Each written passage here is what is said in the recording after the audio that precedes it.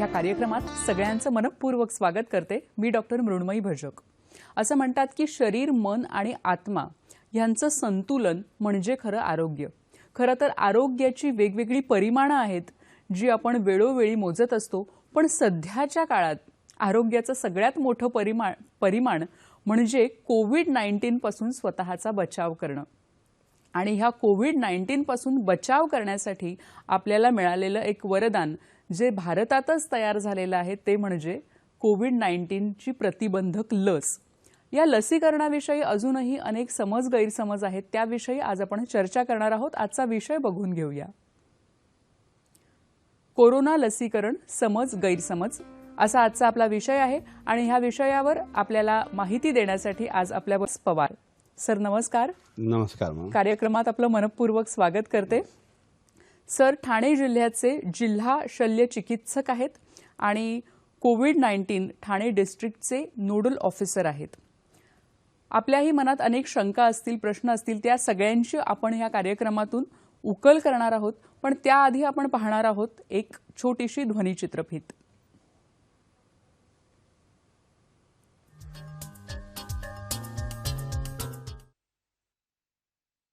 भारत कोविडच्या विरोधात यशस्वीरित्या वाटचाल करत आहे आणि मोठ्या प्रमाणात त्याने यश प्राप्त केलं आहे। देशात ठिकठिकाणी कोरोना लसीकरण यशस्वीपणे टप्प्याटप्प्याने राबवलं जात आहे। लसीकरण राबवत असताना सरकारतर्फे सांगितलेल्या सर्व सूचना अंमलात आणल्या जात आहेत आणि तशा प्रकारची व्यवस्था केली जात आहे। लसीकरण केल्यावर त्या व्यक्तीस अर्धा तास डॉक्टरांच्या निगराणीखाली ठेवलं जात आहे, जेणेकरून काही त्रास उद्भवल्यास लवकरात लवकर उपचार संभव होईल।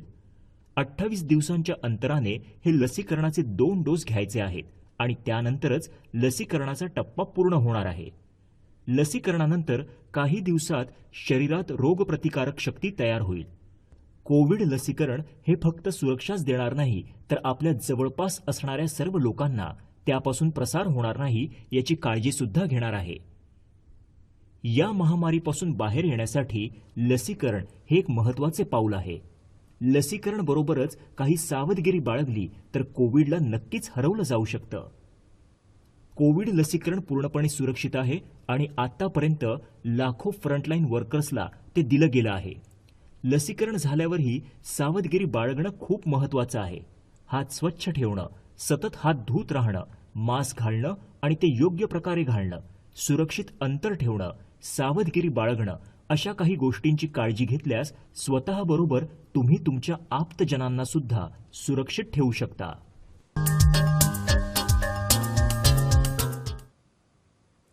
सर, नमस्कार। पुन्हा एकदा स्वागत करते कार्यक्रमामध्ये। आपण आज लसीकरणाविषयी बोलणार आहोत, पण लसीकरणाच्याही आधी मला असं सांगा की आता रुग्णांची संख्या जी आहे ती झपाट्याने वाढते आणि सगळ्यांच्याच मनातला हा प्रश्न आहे की रुग्णसंख्या वाढते, जिथे आपल्याला असं वाटत होतं की आता कोविड नियंत्रणात येतोय असं म्हणता म्हणता पुन्हा वाढायला लागली आहे। तर हे नक्की काय आहे? म्हणजे दुसरी लाट आहे की कशामुळे हे सगळं होतंय? आपण गेल्या वर्षी मार्चपासून आपल्या इंडियामध्ये कोरोनाचा प्रसार वाढायला सुरुवात झाली इंटरनॅशनल ट्रॅव्हलर्सकडून, आणि तेव्हा ती लाट जुलै, ऑगस्ट आणि सप्टेंबरमध्ये पीकला होती। पीकला आपल्याकडे मॅक्झिमम पेशंट्स होते आणि त्याच्यानंतर 1-2 महिन्यानंतर ती कमी व्हायला सुरुवात झाली आणि हळूहळू असं वाटायला लागलं होतं की जॅन एंडपर्यंत आपल्याला असं वाटत होतं की बऱ्यापैकी कंट्रोल आलेला आहे आणि आता ही पुढे थांबेल असं वाटत होतं। कमी झालं, सगळं प्रमाण कमी झालं आणि आपण जवळपास 9-10 महिने लॉकडाऊनमध्ये काढले आणि याच्यानंतर हळूहळू पूर्वपदावर लोक यायला लागले आणि त्याच्यानंतर आपण फेब्रुवारीपासून हा ट्रेंड थोडासा चेंज झाला। लोकल चालू झाल्या, बसेस चालू झाले, सगळे ऑफिसेस चालू झाले, 100% अटेंडन्स यायला लागल्या आणि काही ठिकाणी शाळा कॉलेजेस पण चालू झाले आणि त्याच्यानंतर फेब्रुवारीपासून थोडंसं वाढायला सुरुवात झाली। आता कालपर्यंत आपण बऱ्यापैकी पीकमध्ये जवळपास जे सप्टेंबरमध्ये होतं त्याच्या 1.5 पट जास्त केसेस आता कालपर्यंत आपल्याकडे यायला लागल्यात आणि लकीली एवढं आहे की आपण बेडची अवेलेबिलिटी त्या काळात वाढवली होती, काही हॉस्पिटल बांधून रेडी केले होते, ते जवळपास आपल्याकडे रेडी असल्यामुळे आता तरी सध्याच्या घडीला, आजच्या घडीला आपण सगळ्यांना बेड देतो आहे। पण अशीच परिस्थिती राहिली तर काही दिवसानंतर आपल्याला पेशंटला ॲडमिट करण्यासाठी बेड मिळणार नाही, हे नक्की आहे। अरे बापरे, म्हणजे नक्कीच हे एक चित्र आहे। हे सगळ्यांनी काळजी घेण्यासाठीचं खरं तर एक म्हणू शकतो की काळजी घ्यायला पाहिजे आपण सगळ्यांनी. ह्या पार्श्वभूमीवर तुम्ही काय सांगाल की लसीकरणाचं महत्त्व किती आहे? एकमेव हत्यार सध्याच्या घडीला आपल्याकडे जे आलं ते लसीकरणाचं आहे. त्याआधी मी सांगतो की लोकांना आपण वारंवार सांगतो संयम पाळा. जे त्रिसूत्री कार्यक्रम आहे त्याच्यात तुम्ही हँड सॅनिटायझर, हँड वॉश असेल, मास्क वापरणं, सोशल डिस्टन्सिंग वापरणं, ह्या गोष्टी करणं. चौथं त्याच्यात ॲड झालं आहे लसीकरण करून घेणं. तर आम्ही सगळ्यांना हेच इन्स्टिट करतो आहे की ह्या 4 गोष्टी जर केल्या आपण फॉलो तर डेफिनेटली कोरोना आपण कंट्रोल करू शकतो, कोरोनावर मात करू शकतो. मध्यंतरी बरेचसे लग्न समारंभ, बर्थडे पार्ट्या, फंक्शन्स, पिकनिक सुरू झाले होते आणि त्याचा परिणाम आता आपण बघतोय आहे. तर हे करताना आपल्याला आता ह्या गोष्टीत आता रेस्ट्रिक्शन्स बऱ्यापैकी आल्यात. परंतु सेकंड लॉकडाऊन जर नको असेल आपल्याला तर आपण स्वतः नियम पाळून मी जबाबदार या पद्धतीने जर सगळ्यांनी काळजी घेतली तर आपण कोरोनावर मात करू शकू. आणि लसीकरण मॅक्झिमम लोकांना ज्या लोकांना घेता येईल पॉसिबल असेल त्यांनी लसीकरण घेणं. जर ते घेतलं तर डेफिनेटली आपण कोरोनावर कंट्रोल करू शकू. नक्कीच. म्हणजे पहिले जे 3 आहेत नियम, म्हणजे जे आपण गेले अनेक महिने पाळत आलेलो आहोत, मास्क लावणं किंवा हँड वॉश करणं, हँड सॅनिटाईज करणं, तर हे आपल्याला पाळायचेच आहेत. तुम्ही काय सांगाल की आतापर्यंत किती लसीकरण झालेलं आहे महाराष्ट्रामध्ये? आपण जवळपास आता भारतात नंबर 1 लसीकरणाला आहे. आपण महाराष्ट्रात आतापर्यंत अंदाजे 55 लाखापर्यंत आपण लसीकरण केलेलं आहे. बरं. आणि ठाणे जिल्ह्यातच आपण जवळपास 5.5 लाख लसीकरण आजपर्यंत केलेलं आहे. हे लसीकरण करताना आता ज्येष्ठ नागरिकांसाठी खुलं झालेलं आहे. तर तिथे जाताना म्हणजे लसीकरणासाठी जाताना काही कागदपत्र घेऊन जावी लागतात त्यांना? आपण रजिस्ट्रेशन करतो तो कोविन ॲप किंवा आरोग्य सेतूवर होतं. त्यासाठी आपण ते आधार लिंक आहे या सगळ्या गोष्टी. बरं. आणि आधारवर जर डिफिकल्टी येत असेल तर तुम्हाला पॅन कार्डची गरज पडते. पण शक्यतो आधार कार्ड आणि तुमचा मोबाईल नंबर पर्सनल ह्या 2 गोष्टी महत्त्वाच्या आहेत लसीकरणासाठी. नक्कीच. सर, काही आजार असतात की ज्यामध्ये असं सांगितलं जातं आणि विशेषतः समाज माध्यमांमधून असे बरेच मेसेजेस फिरत असतात की अमुक आजार असेल तर लसीकरण घेता येणार नाही.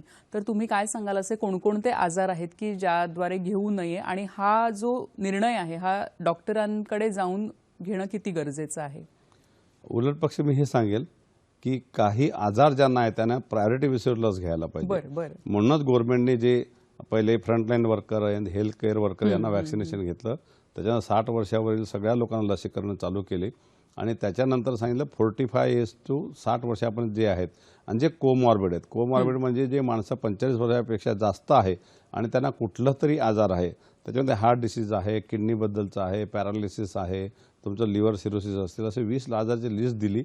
आणि त्या लिस्टमध्ये आपण त्या लोकांना जे त्या आजारात 45पेक्षा वय जास्त आहे आणि या आजारात त्यांना वॅक्सिनेशन करत होतो. असं कुठलंही आजार नाही की इवन आपण HIV पॉझिटिव्ह पेशंटना वॅक्सिनेशन करा असं सांगितलेलं आहे याच्यात त्या कोमॉर्बिड कंडिशन्समध्ये. असं कुठलाही आजार नाही की जो कॉन्ट्राइंडिकेटेड आहे लसीकरणासाठी. बरं, नक्कीच. आणि लस घेतल्यावर काही त्रास होतो का हो? हा एक सगळ्या नागरिकांच्या मनातला प्रश्न असतो.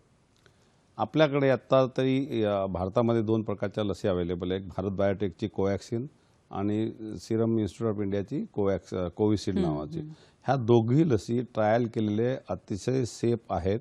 आम्ही आता लस देतोय. जवळपास आपण सांगितलं की महाराष्ट्रात 55 लाख आणि भारतात आपण करोडच्या वरती लसी दिलेल्या आहेत.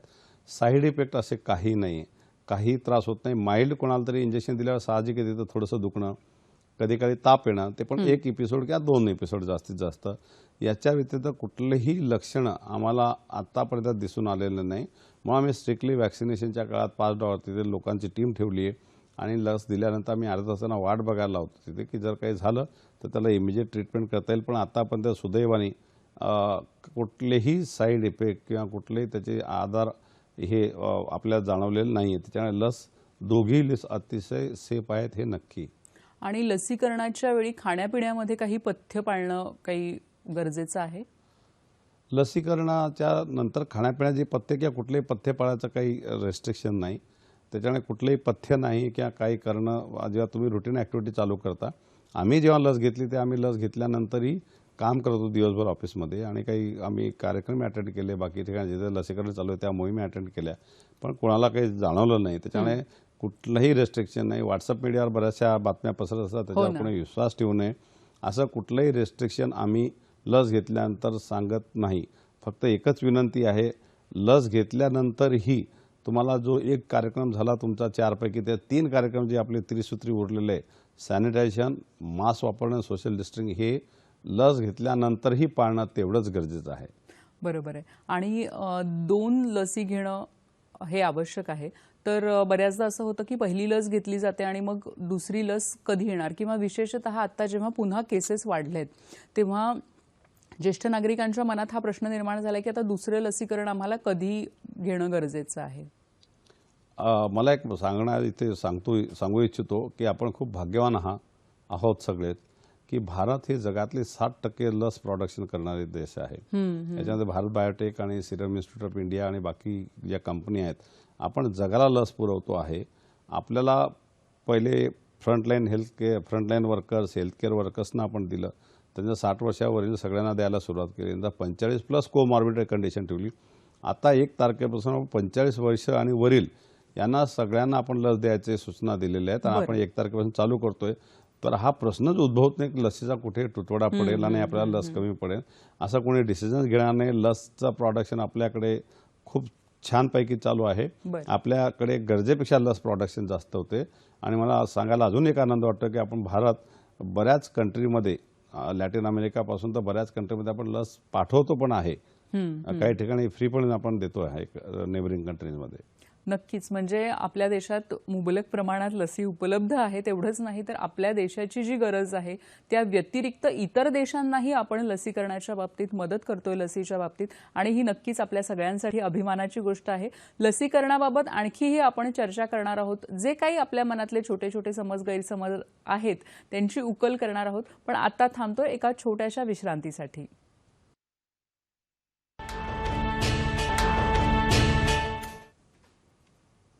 नमस्कार. विश्रांतीनंतर आरोग्य संपदामध्ये सगळ्यांचं मनपूर्वक स्वागत करते. आज आपण कोविड लसीकरणाविषयी बोलतोय. जे काही समज आहेत, गैरसमज आहेत त्याविषयी चर्चा करतोय आणि आपल्याला मार्गदर्शन करतायत ठाणे जिल्ह्याचे जिल्हा शल्यचिकित्सक doctor Kailas Pawar sir. Sir, अनेक गैरसमज असतात. तर जेव्हा आपण लस घेतो म्हणजे पहिला डोस घेतो त्याच्यानंतर किती अंतराने दुसरा डोस गेला पाहिजे? आपल्याला हे इमर्जन्सी बेसिसवर लस वापरायला परमिशन मिळालेली आहे. ते दोघं लस मार्केटमध्ये एकत्र अवेलेबल झाल्या आणि आपण सगळीकडे देतोय. तर सुरुवातीला आपण दोघं लसीमध्ये पहिली लस घेतल्यानंतर एक 28 दिवसानंतर दुसरी लस देत होतो. त्याच्यात भारत बायोटेकचं 3rd ट्रायल बाकी होतं म्हणून ते आपण कन्सेंट फॉर्म भरून ते लस देत होतो. परंतु आता त्याची ट्रायल आली आणि 81% सेफ्टी आहे. हे दोघं लसीचा 80च्या वरती टक्के सेफ्टी आहे हे कळलंय. आयडियली ट्रायल करताना हे होतं की पहिली लस घेतल्यानंतर एक 10 आठवड्यानंतर दुसरी लस घ्यावी, कोविशिल्ड जी सिरम इन्स्टिट्यूटची आहे.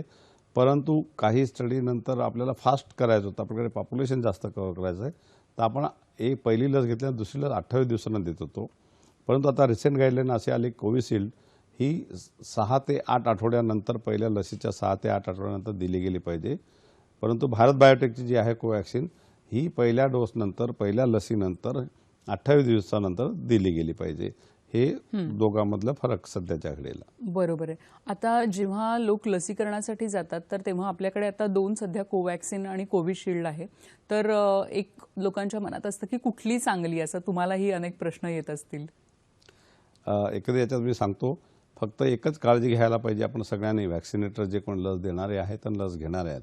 पहिला डोस जर त्यांनी जो कोविशिल्ड घेतला, कोवॅक्सिन घेतला, तर त्यांनी नेक्स्ट डोस तीच लस घ्यायची आहे, ती लस शिफ्ट करायची नाही आहे. हे सगळ्यात महत्त्वाच्या गोष्टी लक्षात ठेवायला पाहिजे.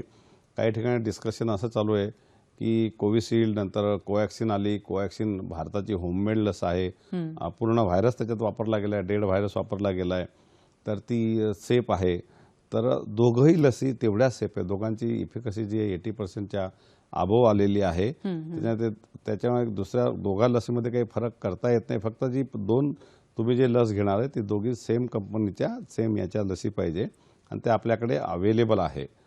त्याच्यामुळे बाकी असं दुसरं गॅप जो घ्यायचा तो तेवढं तुम्हाला रुटीनली तेवढं करायचंच आहे. बरोबर आहे. आणि मग एकदा लसीकरण झालं म्हणजे एकदा दोन्ही डोसेस जेव्हा होतात तर तेव्हा त्याचा जो परिणाम असतो तर तो किती काळापर्यंत राहतो? एक आतापर्यंत स्टडीमध्ये तुम्ही 2 लस जर घेतलं तर पहिल्या डोसच्या नंतर 45 डेज, 45 दिवसानंतर आपल्याकडे प्रतिकारशक्ती अतिशय हायस्ट पीकला गेलेली असते. त्याच्यानं आपण बऱ्यापैकी सेफ होतो. दोन्ही लसीमध्ये हेच निदर्शनास आलेलं आहे की पहिला डोस घेतला त्याच्यानंतर आपण 45 डेज कॅल्क्युलेट 45 दिवस कॅल्क्युलेशन करतो, त्याच्यानंतर सेफ आहे दोघं लस आणि बऱ्यापैकी अँटीबॉडी तयार होतात. आणि आणि याच्यामध्ये एक आहे की जे सेफ्टी दृष्टीने सांगतोय की दोघं सेम आहेत, दोघांची सेफ्टी चांगली आहे आणि 2 डोस घेतल्यानंतर 45 दिवसानंतर जरी तुमच्याकडे अँटीबॉडीज किंवा तुमच्या रोगप्रतिकारशक्ती चांगली तयार झाली तरी ते सांगतो की ते त्रिसूत्री कार्यक्रम आपण विसरता कामा नये, जे आपण आतापर्यंत इन्स्ट्रक्शन दिलेले आहेत ते. बरोबर आहे. पुन्हा पुन्हा तुम्ही त्रिसूत्रीचा उल्लेख करताय, कारण ते खरोखरच ती गोष्ट जी आहे ती महत्त्वाची आहे. आणि चौथं सूत्र जे आहे ते वॅक्सिनेशन आहे. त्यामुळे पहिले ज्या 3 स्टेप्स आहेत त्या आपण सगळ्यांनी पाळल्याच पाहिजेत. सर, आता तुम्ही सांगितलं की 45 दिवसांनंतर इम्युनिटी चांगली तयार होते. मग ती किती दिवस राहते किंवा किती महिने राहते? आता जे स्टडीज जे आहेत की आतापर्यंत आपण जे व्हायरल जे हे आहेत वॅक्सिन्स त्याच्या डिफरंट स्टडीज असतात. हे आपल्याला वेळ कळवेल. आता 1 वर्ष झालं कोरोना भारतामध्ये आला आहे आणि त्याच्यानंतर आपण इमिजिएटली फास्टेस्ट ती लस तयार केली गेली आहे. आणि याच्यामध्ये बेसिकली जे प्रतिकारशक्ती ती सगळ्या प्रकारची, जे आपण मेमरी सेल्स सांगतो त्यांना ॲक्टिवेट केली जाते, जे आपले फायटर सेल्स आहेत त्यांना ॲक्टिवेट केलं जातं. त्यामुळे ही लस जास्त काळ राहील, याचं किंवा अँटीबॉडीचा इफेक्ट जास्त काळ राहील एवढं नक्कीच आहे. आपण काही स्वाईन फ्लू बद्दलची लस बघितली की आपण प्रत्येक वर्षी त्याचा स्ट्रेन चेंज होतो, त्यामुळे प्रत्येक वर्षी ती लस घ्यावी लागते. पण ह्या लसीमध्ये पण थोडेफार आता 2-3 म्युटेशन्स आलेत. ते म्युटेशन नंतर पुढच्या गोष्टी आपण ठरवता येईल की व्हायरस कसा स्वतःचा रंग बदलतो, त्याप्रमाणे आपल्याला पुढच्या डिसिजन घ्याव्या लागतील. पण सध्याच्या घडीला तरी 1 वर्षासाठी का होईना ही लस आपल्याला सेफ आहे एवढं नक्की आहे. नक्कीच. आणि मग त्यानंतर आपल्याला पुन्हा लसीकरण करण्याची गरज आहे का, विशेषतः जे फ्रंटलाईन वर्कर्स आहेत त्यांच्यासाठी? ते सांगितलं की एकदा स्टडी केल्यानंतरही आपण पूर्ण स्टडी झाल्यानंतर आपल्या लक्षात येतील की व्हायरस स्वतःचा कलर, हा व्हायरस एकदम म्युटेशन्स करतोय सगळ्यांना माहिती आहे. तो स्वतःचे रंगरूप चेंज करतो, थोडक्यात जिनोम सिक्वेन्सेसमुळे चेंज करतो. तर काही गोष्टी त्या लसी आणि आता काही जर आपल्याला ती एक भीती आहे की त्यांनी कधी कधी अँटीबॉडी जे बॉडीत आहे आपल्या त्याला स्किप करून तो जर इन्फेक्शन जर करत असेल, याच्या बरीचशी स्टडी पुढे होतील. पण आता इमर्जन्सीच्या घडीला, आजच्या घडीला कोरोना थांबवणं किंवा कोरोनापासून डेथ कमी करणं, आजार कमी करणं, त्यासाठी हे लसी अतिशय उपयुक्त आहे, हे तरी 100% खरे आहे.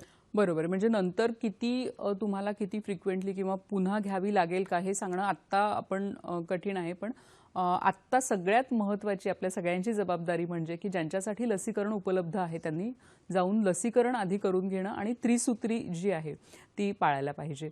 सर, ज्यांना आधी कोविड होऊन गेलेला आहे गेल्या वर्षभरामध्ये, तर त्यांनी पण लसीकरण घेणं गरजेचं आहे? हो, ज्यांना कोविड झाले त्यांनी लस घेणं गरजेचंच आहे. कारण एकदा तुम्हाला कोविड झालं असेल, कोरोना झाला असेल, तर दुसऱ्यांदा पण तुम्हाला कोरोना व्हायचे चान्सेस आहेत. आपण काही केसेस बघितले रिपीट इन्फेक्शनचे. त्याच्यामुळे त्यांनी जर लस घेतलं डेफिनेटली उलट ते जास्त प्रोटेक्ट होतील. ऑलरेडी त्यांच्यामध्ये अँटीबॉडीज आहे पहिल्यापासून एकदा. आणि त्याच्यानंतर दुसऱ्यांदा जर लसीकरण झालं तर आपण बूस्टरिंग इफेक्ट बोलतो, हे बूस्ट करतं आणि डेफिनेटली त्या व्यक्ती जास्त प्रमाणात त्याचं प्रोटेक्शन मिळू शकतं. आणि त्याच्यामुळे असं नाही की तुमची ते अँटीबॉडीज जे आहेत कोरोना झालेल्या माणसाचे ते 3 महिन्यानंतर विनाफ व्हायला सुरुवात होतात, काहींचे 2 महिन्यानंतरच होतात आणि काही दिवस अँटीबॉडीज नाहीशा होतात आणि त्या थोड्या कमी झाल्या किंवा वीक झाल्या तर दुसरा इन्फेक्शन व्हायचे चान्सेस आहेत. त्यामुळे तुम्ही दुसरा जर कोविड झाला असेलही तरी वॅक्सिनेशन करून घेणं हे मस्ट आहे. आणि त्यांनी रेग्युलरली जे रुटीन ज्याप्रमाणे पद्धती आपण वापरतो 2 लस घेणं ते त्यांच्यासाठी गरजेचं आहे. नक्कीच. आणि आत्ताही आपण बघतोय की जसे कोविडच्या केसेस अनेक वाढत आहेत आणि आत्ताही अनेक लोकांना हा जो आजार आहे तो होतोय. तर जर आता आजार झाला असेल तर त्यानंतर काही दिवसांचं अंतर ठेवण्याची गरज आहे वॅक्सिन घेण्यासाठी? आम्ही रिकमेंडेशन करतो ॲटलिस्ट 2 ते 3 महिने. 3 महिने आम्ही ॲडिल रिकमेंडेशन करतो की जर कोरोना झाला असेल तर त्याच्यानंतर वॅक्सिनेशन 3 महिन्यानंतर घ्यावं. कारण तुम्हाला सांगितलं मी की 3 महिन्यापर्यंत अँटीबॉडीज राहतात, त्याच्यानंतर विन ऑफ व्हायला सुरुवात होतात किंवा कमी व्हायला सुरुवात होतात आणि तो काळ आहे की त्यांना प्रोटेक्शन देण्याची. त्याच्यामुळे ते 3 महिन्यानंतर लस घेतलेली कधीही चांगली राहील. बरोबर आहे. सर, ह्या लसीकरण मोहिमेमध्ये आपल्या देशामध्ये किमान आणि कमालाची काही वयोमर्यादा आहे की कमीत कमी किती वय असलं पाहिजे? आता आपण जे स्टडी केलेत मॅडम त्याच्यामध्ये सांगितलं की 18 वर्षाच्या खालील आपण याच्यासाठी स्टडी केलेलं नाही. त्यामुळे आपण 18 वर्षे वरील तर कुठलेही आपण 100 वर्ष क्रॉस केलेल्या लोकांना वॅक्सिनेशन केलेलं आहे. आणि त्यांच्यामध्ये पण अँटीबॉडीज आपण नंतर चेक केल्यानंतर ते प्रतिकारशक्ती तयार झालेली आहे. त्या वयोमर्यादा असे काही नाही, काही दिवसानंतर लहान मुलामध्ये जर ट्रायल झाले तर डेफिनेटली याच्यात आपल्याला पुढचे पावलं कळतील आणि वॅक्सिन प्रोडक्शन कसं आहे त्याप्रमाणे यांना पण वॅक्सिनेशन करणं आपल्याला गरजेचं पडणार आहे. मी इकडे एक सांगू इच्छितो की बरेचसे लोक आहेत, खूप आपण कोरोना बघतोय वर्षभरापासून, थोडेसे यंग जनरेशन, यंग मुलं खूप ॲक्टिव्ह आहेत, फिरतात, काही नियम पाळत नाही. एखादा जर गेलं तर मास्क न वापरणं, गप्पा मारणं, रस्त्यावर चहा पिणं किंवा बाकी काही गोष्टी ॲक्टिव्हिटीज करतात. हे लोक इन्फेक्टेड झाले, यांना सिम्पटम्स नसतात आणि ते सिम्पटम्स असल्यामुळे ते घरी येतात. घरी त्याचा जो घरातला व्यवहार आहे, एकत्रित सरात घर सोबत बसणं, जेवणं वगैरे किंवा सोबत घरात राहणं आणि हे मग स्प्रेड करतायत. मग त्याच्यामुळे पुढे तर माझं सजेशन असं राहील की टार्गेट पॉप्युलेशन हा जो आउटगोईंग पॉप्युलेशन आहे, जो बाहेर घरातनं पडतो, जे मुलं शाळेसाठी, कॉलेजसाठी किंवा कुठेही जात असतील, यांना वॅक्सिनेशन केलं तर बऱ्यापैकी कंट्रोल येऊ शकतो याच्यावर. ऑलरेडी बरेच लोक घाबरून घरातनं बाहेर पडत नाही. जे 40+ आहे किंवा 45+ आहे ते घाबरून घरातनं बाहेर पडत नाही, कुठे जात नाही आहे. करणारे ॲक्टिव्हिटी सगळं जे आहे ते यंग जनरेशन आहे. तर हे यंग जनरेशनही आपल्याला यांच्यावर जर वॅक्सिनेशन जर आपण जोरात जर प्रमाणात मोठ्या प्रमाणात जर केलं तर अजून तो एक मार्ग आहे की आपण कोरोना कुठेतरी त्याचा प्रसार थांबवू शकू. नक्कीच हा एक अतिशय महत्त्वाचा मुद्दा सर तुम्ही सांगितलात की जे तरुण मुलं आहेत की त्यांना कळत नाहीत आणि त्यांच्यामुळे घरातल्या इतरांना किंवा घरातल्या ज्येष्ठांना हा जो कोविडचा आजार आहे तो पसरू शकतो. सर तुम्ही ठाणे जिल्ह्याचे मुख्य आहात या सगळ्या लसीकरणाच्या बाबतीमध्ये, तर तुमचा अनुभव तुम्ही काय सांगाल की ठाणे जिल्ह्यामध्ये कशा पद्धतीने लसीकरण सुरू आहे? मी आत्ताच सांगितलं की आमच्याकडे ठाणा जिल्हा हा सगळ्यात मोठा जिल्हा आहे. आमच्याकडे 6 महानगरपालिका आहेत, 2 नगरपरिषदा आहेत आणि 2 नगरपंचायती आहेत. हा जिल्हा असा आहे की इथे शहरी भाग, मुंबईला लागून, मुंबईपासून ठाण्याला आपण सेपरेट करू शकत नाही.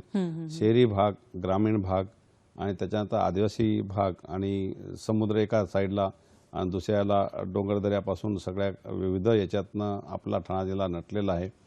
तर वॅक्सिनेशनबद्दल जेव्हा आम्ही सुरुवात केली 16 मार्चपासून आपण सुरू केली आणि लोकांना वॅक्सिनबद्दल बरीचशी भीती होती आणि त्याच्यानंतर पहिला डोस तर ऑब्व्हियसली मी घेतला आणि त्याच्यानंतर तो मेसेज सगळीकडे मी व्हायरल केला की सगळ्या लोकांनी लस घ्यायला पाहिजे आणि सेफ आहे. मी आणि माझ्या फॅमिली, वाईफ माझी ती पण डॉक्टर आहे, त्याच्यामुळे आम्ही पहिल्यांदा घेतला आणि तो एक एक्झाम्पल होता. त्याच्यानंतर बऱ्यापैकी आमच्याकडे कलेक्टर साहेबांनी, जे जिल्हाधिकारी साहेब यांनी लस घेतली, पोलीस कमिशनर्सनी ज्यांना कोविड पहिले झाला होता त्यांनी रिपीट त्याच्यानंतर ती लस घेतली. त्याला तो एक चांगला संदेश गेला की जिल्ह्यातले काही महत्त्वाचे अधिकारी लस घेत आहेत आणि ह्या लोकांना एक अधिकारी मी बोललो की त्यांना कोविड झाला होता, त्यांनी लस घेतली, की जो प्रश्न होता लोकांच्या डोक्यात किंवा पोलीस डिपार्टमेंटमध्ये की मला कोविड जर झाला आहे तर मी लस का घेऊ. तर त्या पद्धतीने लस घेतली आणि आम्ही सेशन्स पहिले चेंबरने चालू केले होते.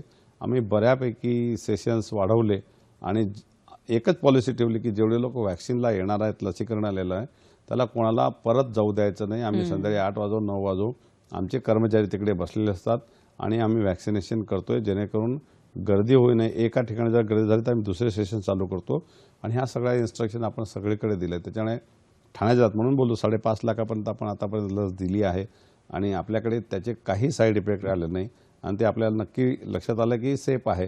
त्याच्यामुळे आता बऱ्यापैकी जोर वाढतोय. आता एक मेजर आहे, 1 एप्रिलपासून आपण 45 वर्षाच्या वरील सगळ्यांना लसीकरण करणार आहे. मग ती गर्दी कशी वाढते त्याप्रमाणे आम्ही ह्युमन रिसोर्सेस वगैरे, आम्ही स्टाफ नर्सेस असतील, डॉक्टर्स असतील, त्यांची बाकी व्यवस्था करून आम्ही सज्ज आहे आणि महाराष्ट्रही यासाठी ऑलरेडी 1 तारखेपासून जे लसीकरण होणार आहे सगळ्यांसाठी, यासाठी आम्ही सगळे सज्ज आहोत. नक्कीच सर, एवढं मोठं खरं तर हे काम आहे कारण आपलं जे लोकसंख्या आहे ती खूप मोठी आहे. ह्या सगळ्यामध्ये म्हणजे तुम्ही आत्ता जो महाराष्ट्राचाही आकडा सांगितला, ठाण्याचाही आकडा सांगितलात, हे सगळे जे ज्यांनी लसीकरण घेतलेलं आहे तर त्यांच्या मनात साधारण तुमचा काय अनुभव आहे की कुठल्या प्रकारच्या शंका असतात, कुठल्या प्रकारचे गैरसमज असतात? लसीकरण घेतल्यानंतर उज्ज्वली थोडं जास्त शंका तर लोकांना नाही आहे. डेफिनेटली आपल्याकडे जेवढे लोक आले खूप समाधानाने गेलेले आहेत. एक सांगू इच्छितो की लसीकरण झाल्यानंतरही काही लोकांचा हा महत्त्वाचा प्रश्न की मला कोरोना होणार का. तर याबद्दल तर स्टडीज अजून चालू आहे, परंतु लसीकरण घेतल्यानंतरही कोरोना होऊ शकतो हे विसरता कामा नये. आणि फक्त एक ॲश्युरन्स याच्यामध्ये नक्की आहे की तुम्हाला सिम्पटम्स माइल्ड असतील, तुम्हाला त्याचा त्रास जास्त होणार नाही, मॉर्बिडिटी कमी असेल आणि डेथ रेट डेफिनेटली याच्यामध्ये लसीकरणानंतर जर कोरोना झाला तर डेथ रेट कमी होईल. आपले ICU ॲडमिशन्स, ऑक्सिजन डिपेंडंट बेडची गरज कमी पडेल आणि माइल्ड सिम्पटमवरनं माणूस हा बरा होईल. त्या लसीचा तोही एक फायदा आहे की तुम्हाला ॲडमिशन्स कमी होतील, डेथ रेट कमी होईल, ऑक्सिजन रिक्वायरमेंटची गरज पडणार नाही आणि मोस्ट ऑफ द पीपलला हॉस्पिटलमध्ये ॲडमिट व्हायची गरज पडणार नाही. बरोबर आहे. आणि तुम्ही या निमित्ताने आत्ता ज्येष्ठ नागरिकांसाठी लसीकरण खुलं आहे, तर ज्येष्ठ नागरिकांना विशेषतः काय सांगाल? नाही, जेही 45 वर्षापेक्षा वरील आहे किंवा ज्यांना आजार काही आहेत 45 वर्षाच्या वरती, बऱ्याचशा लोकांना डायबिटीज, हायपरटेन्शन असतो, त्यांनी लस घ्यायला पाहिजे. मी तेही सांगितलं की 100 वर्षाच्या वरील लोकांना आम्ही ही लस दिलेली आहे, कोणाला काही साईड इफेक्ट नाही आहे. आणि याच्यामध्ये आपण जर ट्रेंड बघितलं की सगळ्यात जास्त कोरोना अफेक्टेड जे डेथ झाल्या किंवा मॉर्बिडिटी झाली, ज्यांना हॉस्पिटलची ॲडमिशन करायची जास्त गरज पडली, ज्यांच्यामध्ये ऑक्सिजनची गरज पडली, असे सगळे मॅक्झिमम 95% जास्त हे ज्येष्ठ नागरिक होते, जे 45 वर्ष आणि त्याच्या वरील असतील किंवा जर जास्त वय असेल तर त्यांना त्रास झाला असणार. त्याच्यामुळे सगळ्यात सेफ आपल्याला हे करायचं की जी आपली डेथ रेट होती ते यंगमध्ये एवढी नाही आहे, ती ओल्डर एजमध्ये किंवा वयस्क माणसांमध्येच आहे. तर ह्या लोकांनी प्रायोरिटी बेसिसवर त्यांचे मुलं बाळं असतील घरात किंवा डिपेंडन्स असतील, कारण मी एक सांगू इच्छितो की आम्ही वॅक्सिनेशन सेंटरवर लोकांना गाडीतही, जे लोक चालू शकत नाही त्यांना गाडीतही लस दिली आहे. आम्ही रॅम्प तयार केले आहेत, व्हीलचेअर्स ठेवले आहेत, स्ट्रेचर्स ठेवले आहेत. म्हणजे एक उद्दिष्ट हा आहे की जेवढ्यात जास्त वृद्ध ज्येष्ठ नागरिकांना आम्हाला कव्हर करता येईल तेवढ्या लोकांना कव्हर करणं गरजेचं आहे. आणि as a government, health department आणि डिस्ट्रिक्ट ॲडमिनिस्ट्रेशन आम्ही सगळे यासाठी प्रयत्नशील आहोत. नक्कीच सर. आणि तुम्ही आत्ता जे आवाहन केलं ते नक्कीच आपल्या सगळ्या दर्शकांपर्यंत पोहोचलेलं असेल. तुम्ही इथे आलात आणि खूप वेगवेगळ्या जे काही छोटे छोटे बारीक बारीक गैरसमज असतात त्याची माहिती आमच्या सगळ्या दर्शकांना करून दिलीत. याबद्दल आमच्या संपूर्ण टीमतर्फे मी आपली मनापासून आभारी आहे. धन्यवाद. असं म्हणतात की जे लस आहे तर त्या लसीने आपलं जे आयुष्य आहे ते वाचू शकतं आणि त्यामुळे नक्कीच आपल्या भारतामध्ये आपल्या भारताच्या 2 लसी सध्या उपलब्ध आहेत. तर ह्या सगळ्या लसींचा जो फायदा आहे तो सगळ्या नागरिकांनी जरूर घ्यावा. आणि ह्या नोटवरच आज आपण इथेच थांबूया. पुन्हा भेटूया पुढच्या कार्यक्रमात नवीन विषयासह. नमस्कार. नमस्कार.